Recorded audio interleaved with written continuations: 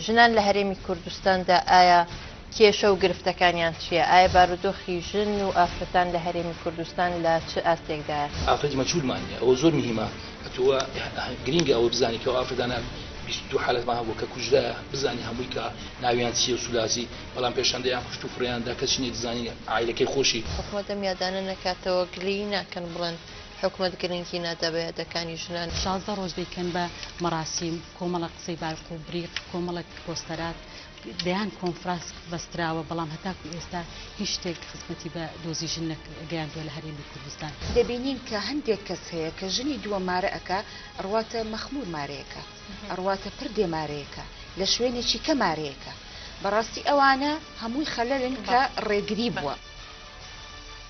گفتوگۆی پایتەخت شەوی پێنجشەممە کاتژمێر 9:05 لە NRT-ەوە پێشکەشتان دەکرێت.